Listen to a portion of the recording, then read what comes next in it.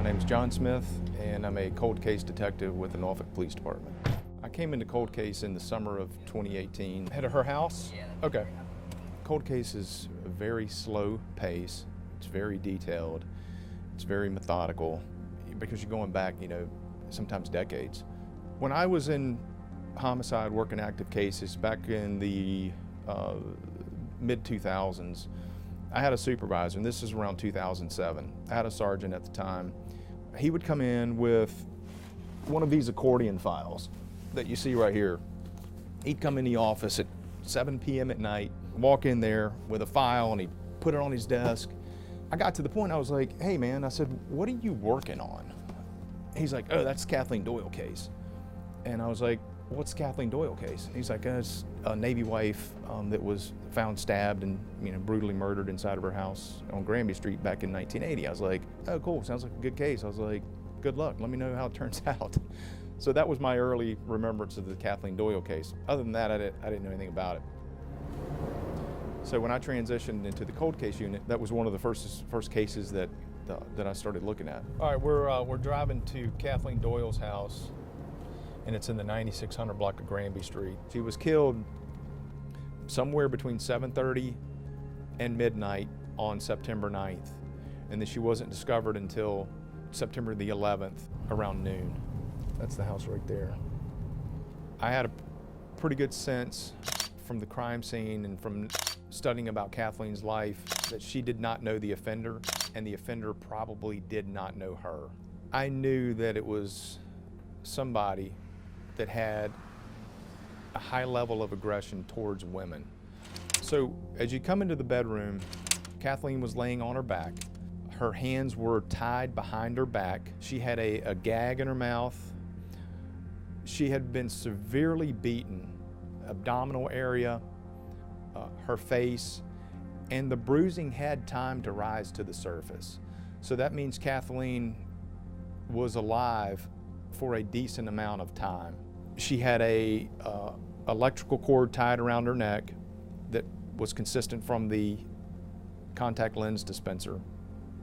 She had been raped and she had been stabbed 2 times. She was laying on the floor, mattress was partially off the bed, the bedspread was underneath her that had a sample on it, and we also had the same sample from the rape kit. So it was the same offender, and we had good DNA to work with that had already been established and vetted from prior investigators down through the years. I had just finished a book written by Michelle McNamara on the Golden State Killer. Knowing about the case, I was like, man, that's great. It'd be great if somebody could ever identify this guy. Tonight, a 4-decade-old search for one of history's most infamous serial killers may be over. Well, it wasn't long after that, a couple months, that they came out with this break in the case. For the first time, suspected serial killer Joseph DeAngelo. And it was done through private DNA databases like Ancestry.com. Prosecutors confirmed they used genealogy to track down DeAngelo. That's genius. How did anybody ever think of doing that? Taking a database that's used for family members to try to identify other family members and try to identify their lineage, and now they're reverse engineering it to identify criminals. It blew my mind. Well, we knew the Kathleen Doyle case was a prime candidate for that. The DNA had been preserved, and it was an opportunity to capitalize on that. The question was, how are we going to do it? How are we going to fund it? What are the proper channels to go through to do it?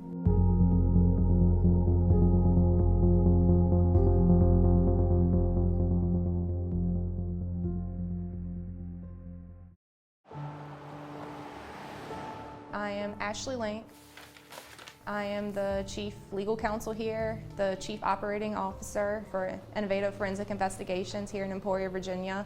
So the way that our company works is we actually get reached out through law enforcement agencies throughout the country. We do a lot here locally in Virginia, and they're reaching out to us to help them with their unsolved cases. It could be homicides, sexual assaults, unidentified remains, missing person cases, and they basically have done all their leads, and so they come to us with the hope that we can help them with solving their cases through genetic genealogy. Personally, from also being a prosecutor, I know that there's cases that eat me up.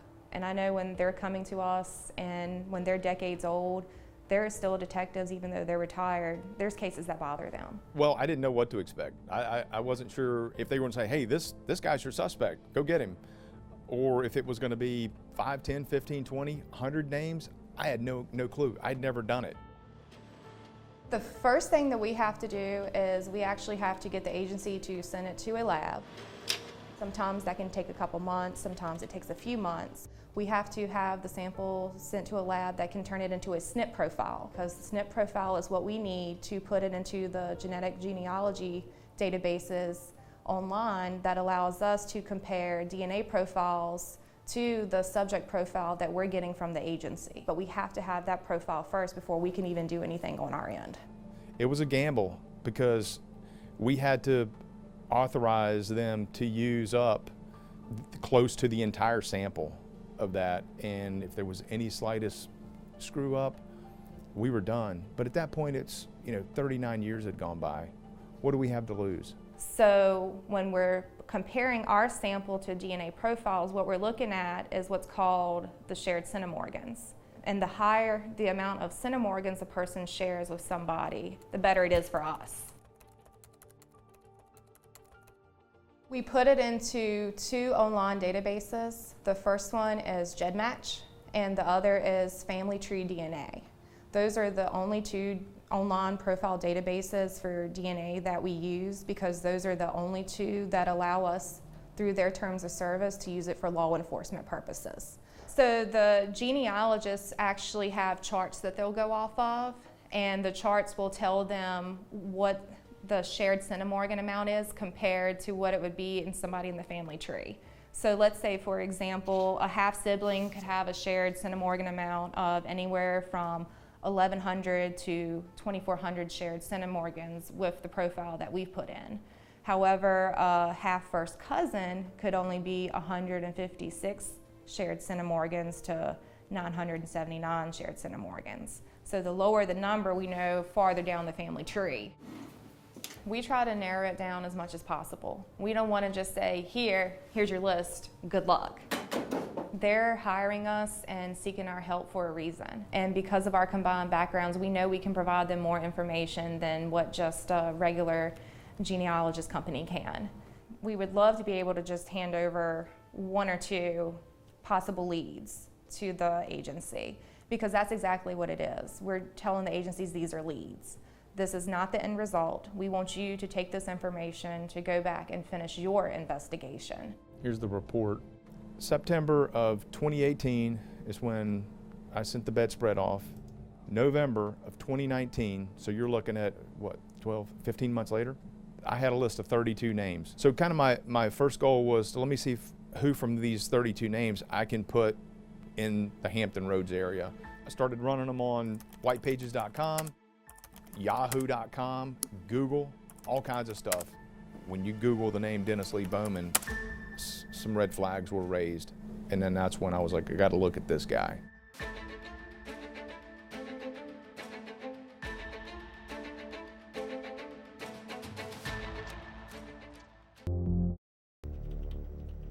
One of the first things that popped up was an article from the Charlie Project, and it was a nonprofit organization essentially for missing kids.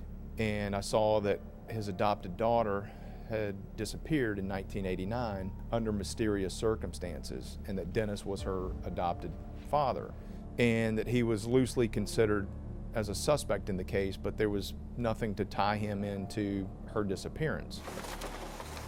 Well, there was another article of an offense that occurred in Michigan in May of 1980.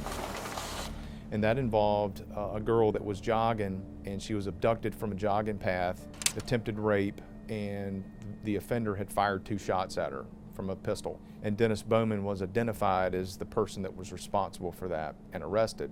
That was on a Thursday afternoon. I had taken off that Friday just to get a breath of fresh air. I was like, all right, we've come this far, need a day off. And then I was off on the weekend, and I was already set to attend a cold case conference, homicide conference downtown. So there was a lady that was on the board of directors for the conference. She was from Michigan. And I went straight to her and I said, hey, look, I was like, this is who I am, this is what I'm doing. I said, I'm looking at this guy for an offense here in September of 1980, but I see he was charged in May of 1980 in Michigan for a very serious offense. He was probably in custody on a no bond status just due to those charges. Can you help me, direct me to the person I need to talk to see if we can get those databases? And then she put me in touch with a detective sergeant from Michigan State Police that was at the conference. And I was like, hey man, this is who I am, this is what I'm doing. I'm looking at this guy named Dennis Lee Bowman. And he's like, I can tell you, John, I know Dennis, I know his family. He's probably your guy. I said, all right, well, let's find out if he was in custody in Michigan. That'll be if he was sitting in a jail cell in September of 1980, I can go ahead and knock him off the list. So he started making some phone calls. Within minutes, a court transcript from September of 1980, Dennis had retained a lawyer for the May offense 3 or 4 months earlier. There was a preliminary hearing in September of 1980, and it said, Your Honor, my client is not here today. He's away on his 2-week military drill. And that transcript was from September of 1980. I was like, perfect. I was like, the guy's clearly not in Michigan for his preliminary hearing. He's on his 2-week military drill. I already knew he was in the Navy from getting the Navy transcripts. I was like, that dude was in Norfolk in September of 1980. They agreed to do 24-hour surveillance on him until I could get an arrest warrant to fly to Michigan and arrest him. And he was going to be brought back to Virginia to face the charges of murder for Kathleen Doyle. All this for the last 15 months, and now I'm gonna go finally meet this guy. You know, I'm gonna go meet the maker that did these horrible things to this innocent lady. All right, Dennis, just have a seat over there. So I brought him back on a Friday, and I had the whole day to spend with him on the plane ride, back here at the office. I had to take him to our central records unit, get a set of major case prints from him.